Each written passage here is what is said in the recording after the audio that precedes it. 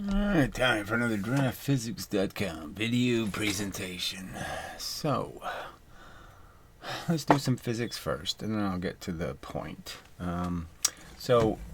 Again, Ian Gosling has referenced garbage and nonsense as an argument, and I will paraphrase through his video for reasons I'll explain. But anyway, the subject is, something very simple we've been over many times before. You combine two masses, of the same type, and you can do it by dropping the one mass onto a one mass, or you can do it by combining two, and then you end up with a two mass, and it will be moving at 1/2 the velocity.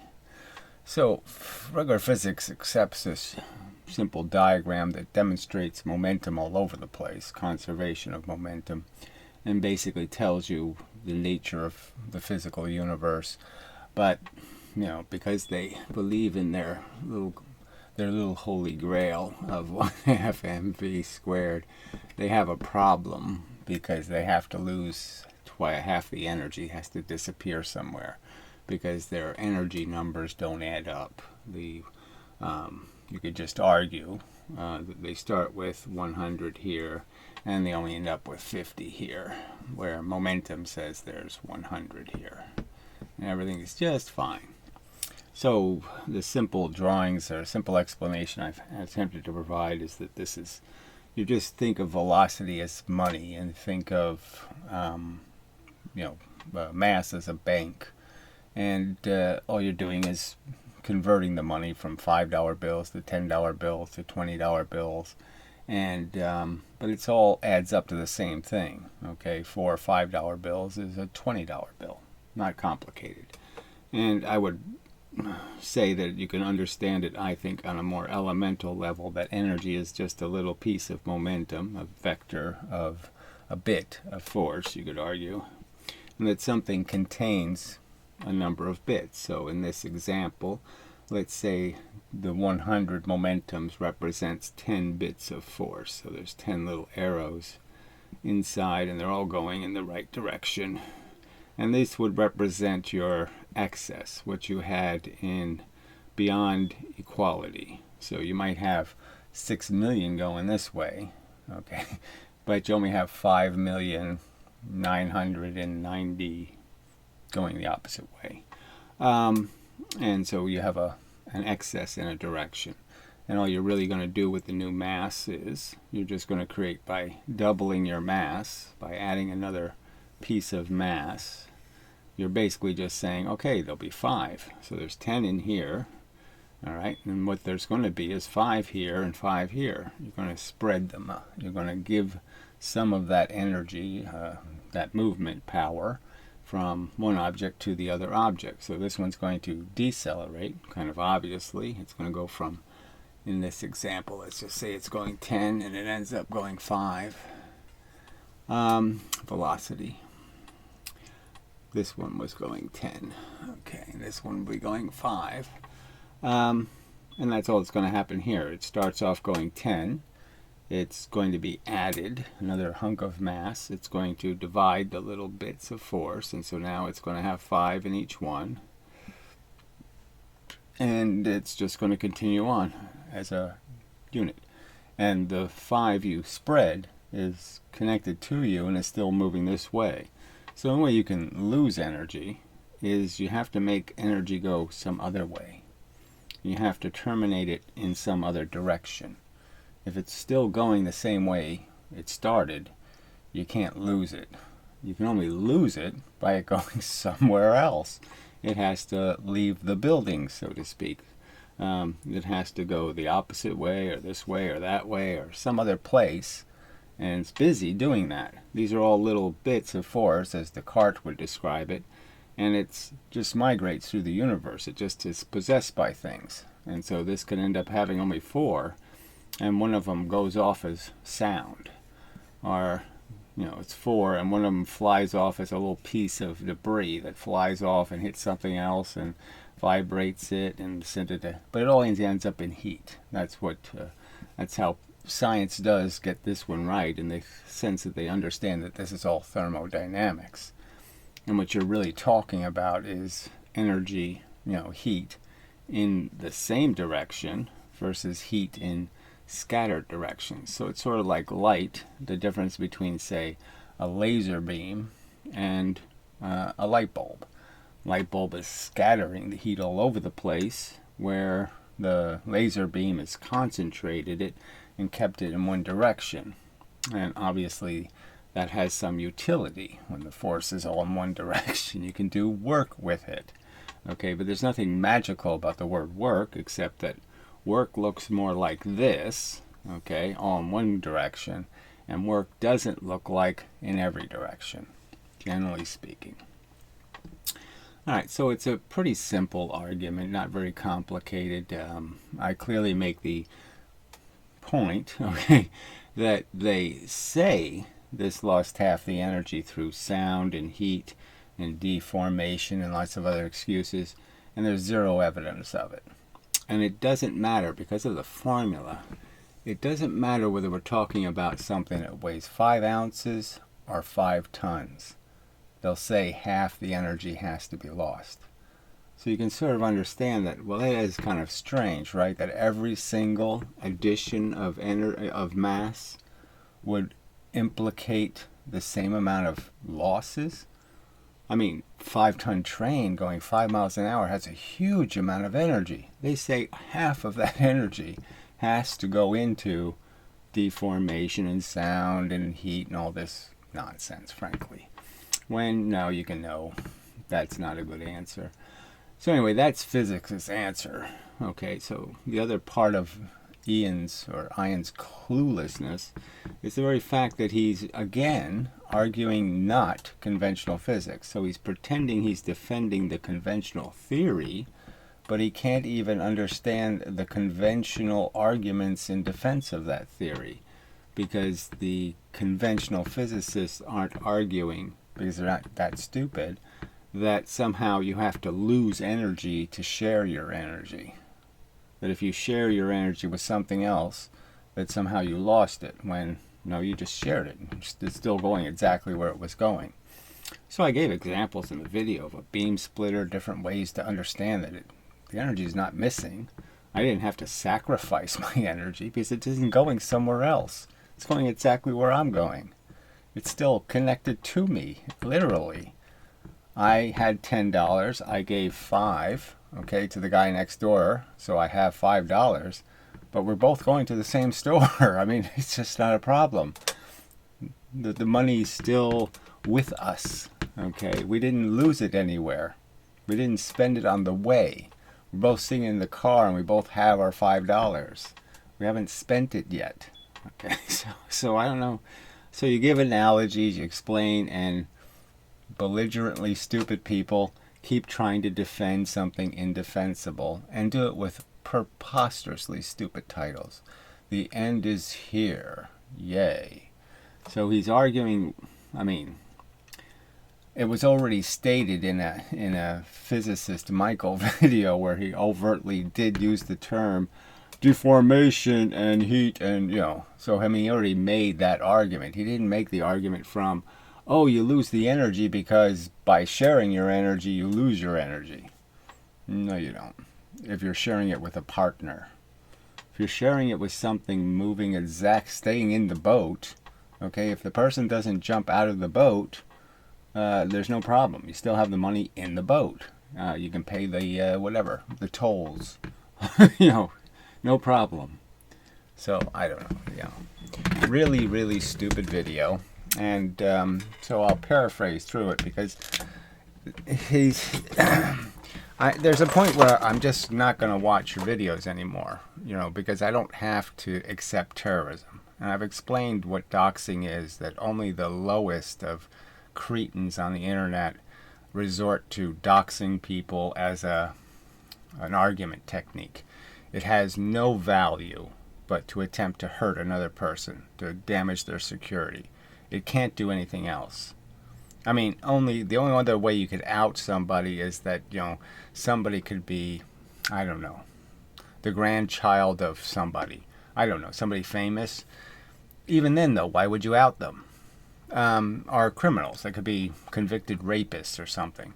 And there might be some reason why you think that's relevant, okay, and you want to out them. But what's the excuse? I mean, why are you doing this? Why are you endorsing this behavior that on the internet is known to be really dangerous and stupid? And only an asshole who wants to threaten somebody, be a terrorist, only somebody who wants to look like a jihading Muslim would use it. There's nobody else who uses it. So you're endorsing it, you're basically, and you did it in the title of his previous video. He, for no reason, puts Gary and Emendum in the title. Neither of which is my DraftScience title name. Neither one of those are correct. So why are you doing that? What's the purpose of it? There can be no good purpose. So there can only be harassment purposes. So I think it's terrorism. I call it harassment. Maybe they're the same thing. But I don't have to accept that. And I won't accept it. So, I mean, if you can't control, your bad behavior, your instinct to go low, your instinct to, put brass knuckles inside your boxing glove to cheat.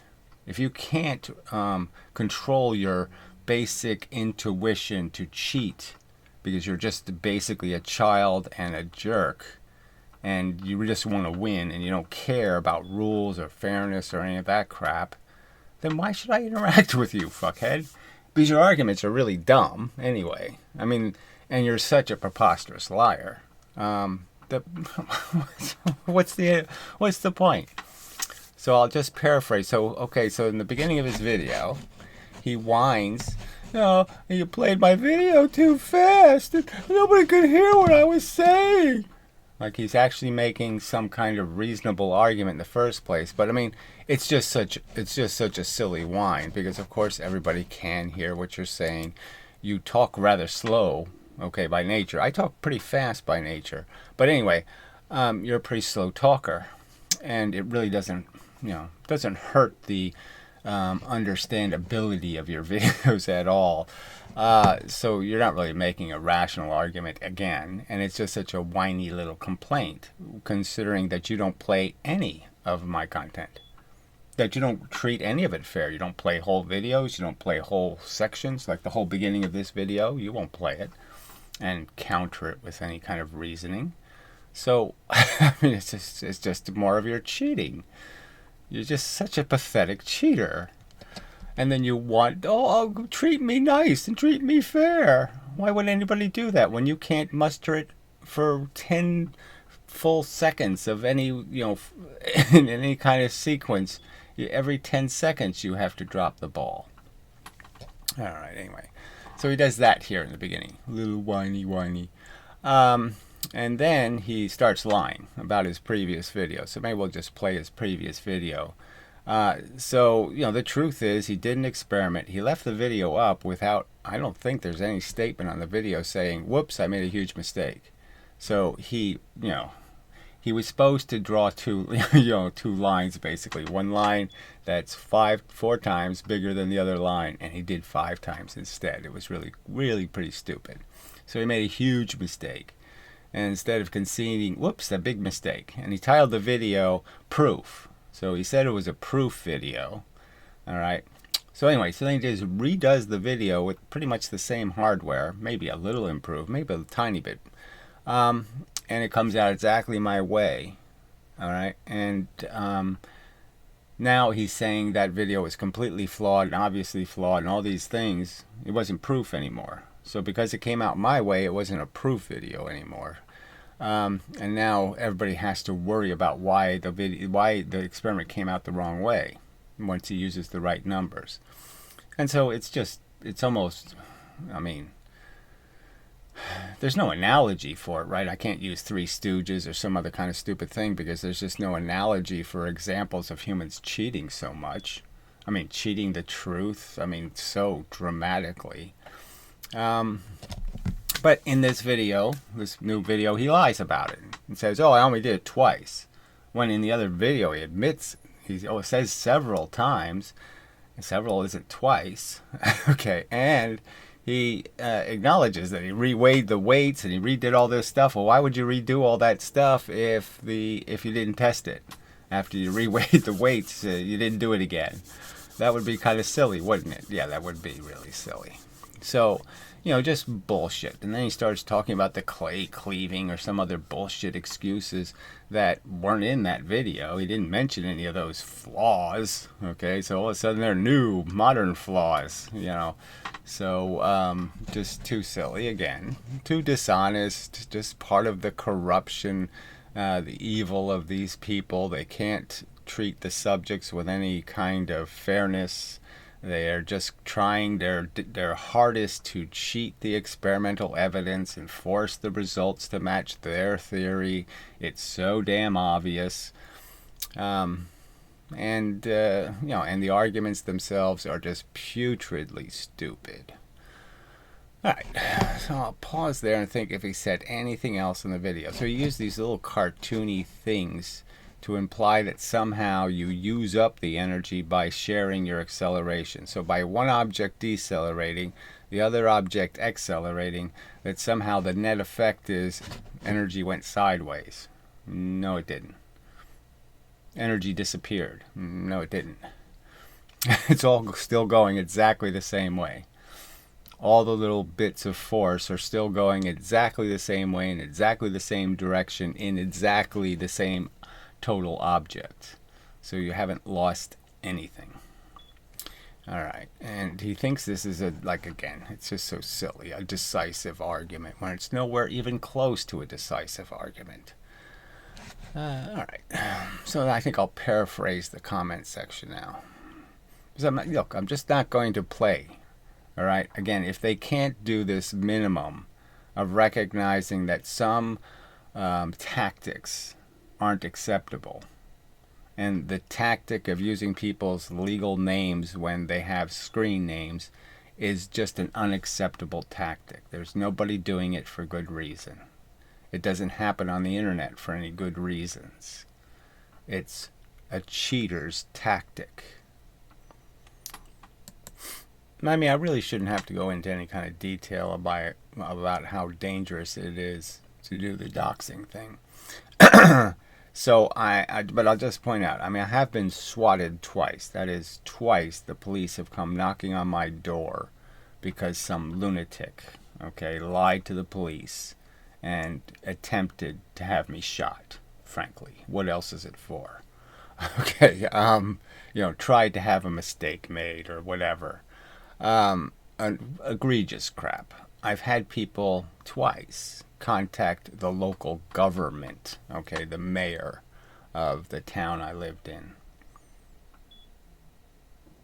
I'm just saying, I mean, do I have to say any more about, how dangerous this is, to give people license to play with people's private lives because of statements they make on the internet?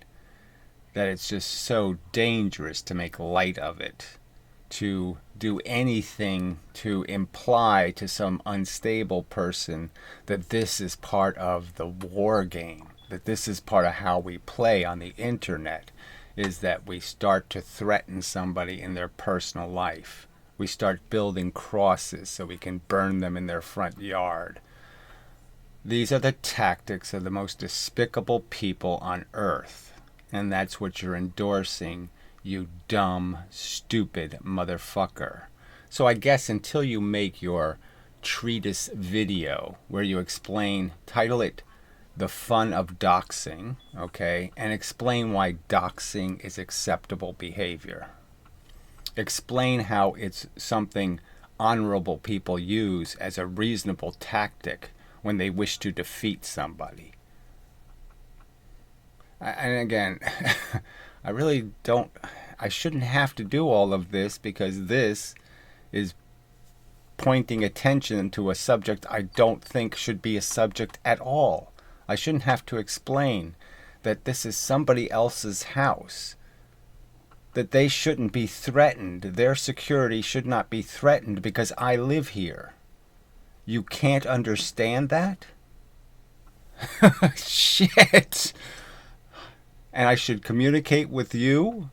No, I really shouldn't. I should give you some sort of opportunity. I should think of you as some credible person making a credible argument when you can't understand this simple minimum? Oh, too pathetic. Now, another thing that should be pointed out, right, is he's asking somebody to play his video in some pristine, precious way when he doesn't play clips from anybody else. And, he blames it on the fact that apparently he's only got a phone, and that's all he has. Doesn't have a computer, doesn't have any other device to play videos on, can't in any way interact with anybody in a fair manner. And yet he wishes, he's implying he's entitled to when he can't show other people the same courtesy. He can't show their argument. He can't fairly treat their arguments. Can't fairly play their arguments at the right speed or any speed. I'd take any speed over not playing them at all. So it's just such a bullshit from this asshole.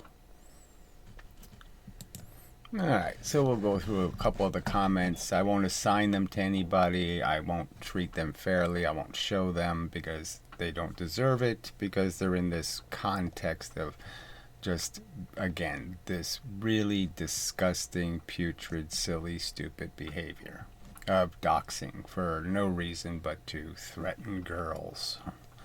Okay. A simple question. Does it require energy to move a mass? And of course it does. And that's exactly what happens. The object shares its energy. It decelerates, the other object accelerates, and they both continue on at the new velocity, which is exactly what happens. So Gary maintains it does not. So that's not what I maintain. That's a lie. It's stupid, and you've mischaracterized everything stated. All right. So another asshole says, I think I understand. Relative to both masses, when moved together, they would say that they have no energy. So again, more moronic statements from morons. But to the surrounding environment, the same amount of energy. So he's at least figured out that, well, the energy is still going exactly the same way, so nothing's changed. The same energy going the same way. Doesn't matter whether it's more mass and less velocity, or because it doesn't really matter. If I spread it over a bigger mass, it's still the same energy. So again, by momentum's theory, by their theory, no, there's a big problem. You lose a lot of energy when you change the mass. By momentum's argument, there is no problem. Momentum stays the same. But the problem is that it doesn't only apply to DS's theory, it also applies to kinetic energy. Well, whatever. So he's arguing with the moron. The moron didn't reply to him at all. Then the doxer made a couple of silly statements. Calling someone a criminal who has never been convicted is a crime. No, it isn't. You're convictable is the whole point. Okay, so I can call somebody a rapist, okay, if I saw them rape somebody. I don't have to wait for them to be convicted. All right, so everybody's seen what you've done. Everybody's seen your behavior. You've lied. You've done exactly what harassment and slander and all those things required. You've done it maliciously. You're perfectly convictable. Okay, so then he overtly doxes someone. Okay. And Gosling says, you missed your vocation there, Merker. Okay, so he applauds him for this as a great tactic. This is how you do the internet, is you cheat whenever you can, harass, threaten. These are all appropriate tactics in making a physics argument. And then they're all proud of themselves because they're writing silly little poetry. This is the end, beautiful friend. This is the end, my only friend. The end. Hello again, my friend. This is a physics argument. I'm sorry. And then it has all this emoticon little flowery poofy bullshit in it. I mean, just too disgusting. Oh, I can't even read this shit. It's such baby talk. I mean, it's this whole big drool he does on this page. It's just ew, gross. All right. Let's see what Mindless Marble says. Oh, I identified the speaker. The reason here is close, but it's not quite right. The reasoning here is close, but not quite right. So exactly how is it close to anything? To lose energy, something has to be going in some other direction than you're going. If something is going exactly the direction you're going, you can't lose energy. It's not possible. If you're spreading your energy in exactly the direction you're going, you can't lose energy. It's not possible. Okay. The point is, in order for two things to stick together, there needs to be a reason why the two things don't bounce off each other. So another silly way of interpreting this. So obviously, it's fairly easy to make things stick together. Okay, in the sense gravity is on your side. So dropping certainly works. Okay, and then banging things into each other, yes, much more complicated because hard things will resist. Their surface is very elastic, and it's hard to get the energy into the objects because of the fact that you do have to do conversions to make that happen. Now, in a Newton's cradle, it's not a big problem, but when the masses aren't the same mass, it's a big problem. It's not an all or nothing problem. So the Newton's cradle kind of shows you it's an all or nothing with hard objects. Okay. Let's see, if there's a spring that gets compressed, so this really doesn't have anything to do with the subject. The subject is that all of the physical examples of the experiment, there really isn't any problem combining the objects. It really isn't all that difficult. Velcro works on an air track, and it's clear that dropping the object works quite well without an air track on carts.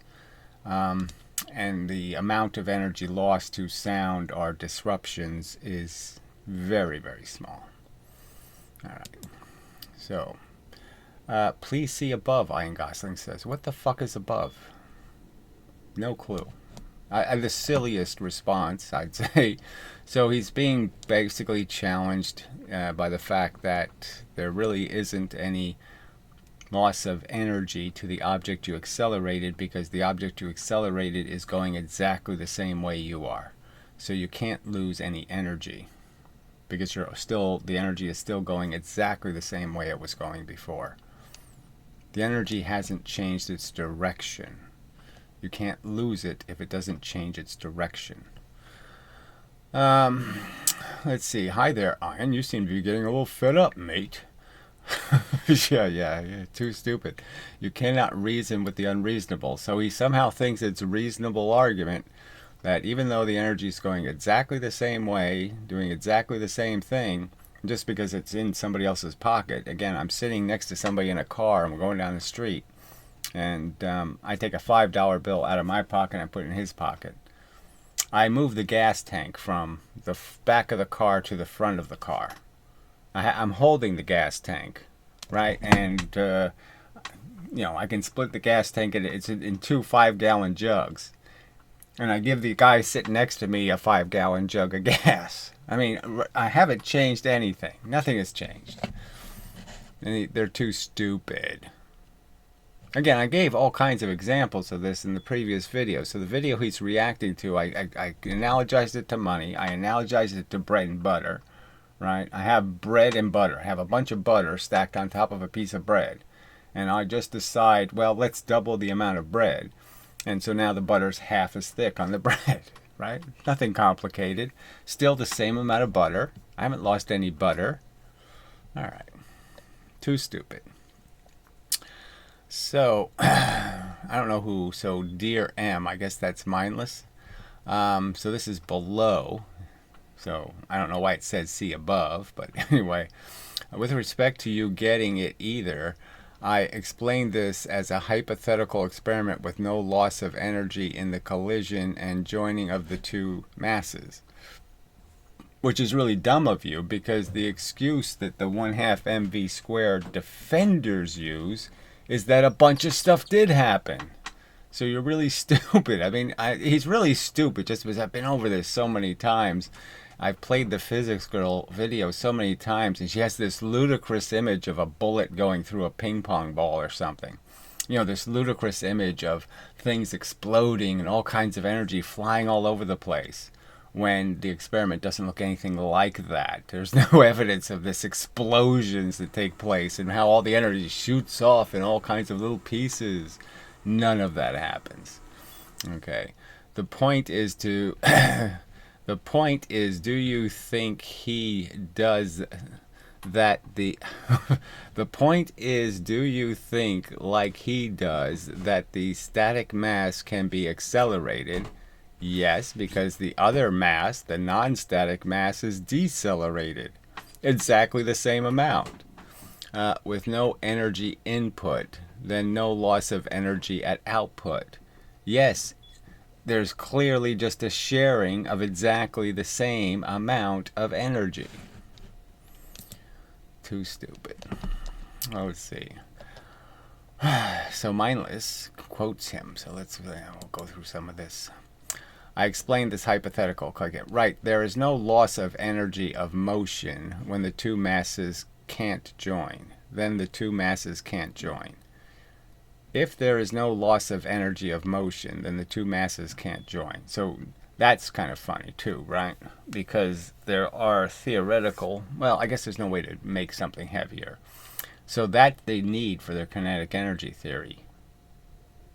That they're desperate, you know, because they have to explain that, you know, in every circumstance you have to lose a whole bunch of kinetic energy. So anytime two things join together, and one's going faster or slower than the other, you have to lose net kinetic energy. They bounce off each other. The point is that, according to conventional theory, it is impossible for two masses to join without loss of energy. So only if you're a kinetic energy believer in her. So if you're a Leibnizian soliton monad believer, then yes, that's true. If you understand momentum, you know it's absolutely not true. That you don't have to lose any energy as long as you don't make any of your force bits move in the wrong direction. Okay, so the premise of the hypothetical can't be worked with. Let's see. The point is, do you think, like he does, that the static mass can be accelerated with no energy input? So he's still thinking there's no energy input when there's kind of obviously a deceleration from the original velocity. And he's just pretending that didn't happen, I guess. No, I agree there needs to be energy input. If the masses are combined, though, then you can't ignore the reason why they are combined. So the reason they're combined in the case of dropping is because friction is really helping you. You're using a new force to smush them together. You don't have to add a force. You don't have to use your force because gravity is providing you a force. And I'd argue this part is not just whatever this is, peripheral detail, but a necessary detail. So whatever. I guess we're going to argue back and forth. Let's see where it ends. Oh, Brozo chimed in. I thought I was following this well enough the first time you explained it, Ian. So Brozo actually thought this made sense. Yeah, I mean, he actually thought it made sense. You're obviously decelerating the object while you accelerate the other object. So you're obviously paying for it. But the bottom line is that both objects are going exactly in the same direction, so you haven't lost anything. Some momentum in both cases, but one of the masses seemingly acquired velocity without using up energy. So again, this is just insane, right? I mean, obviously something gave away its momentum. I mean, it gave away a hunk of its force, but it gave it away to something that stuck to it, so it didn't lose it, because the thing it gave it to is right next to it. I have to confess, I did not realize the act of joining in an inelastic collision necessarily used up energy. So this is just more baby talk when it's exactly the same momentum. So you don't lose any momentum, but you used up energy. So this is their magical, we move things, but we move them without using anything's momentum. So obviously Descartes would throw up at this point and just say, what the fuck are you talking about? The energy is eternal. You can't make it and destroy it and any of that kind of crap. So you just have to explain the eternalness, where the eternal substance went. It's not that hard to follow along. Oh, God, these people are just so fucking stupid. So this is a response to Brozo from the lying, pathetic terrorist Gosling. I'm now thinking of calling this a non-science issue. Amazing. I think it is common sense issue. So, whatever that means. I want to keep it simple without the overcomplication. So he thinks it's complicated. He doesn't understand that energy has a direction.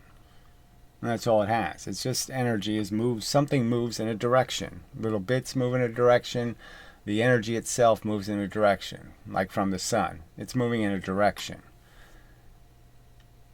That's part of a discrete theory of the material universe, that the energy is in what you could call corpuscles, and it moves in a direction. And if you are moving the energy in exactly the same direction, you can't say there's less energy. All right. Doesn't the first mass do work on the second? So again, yes.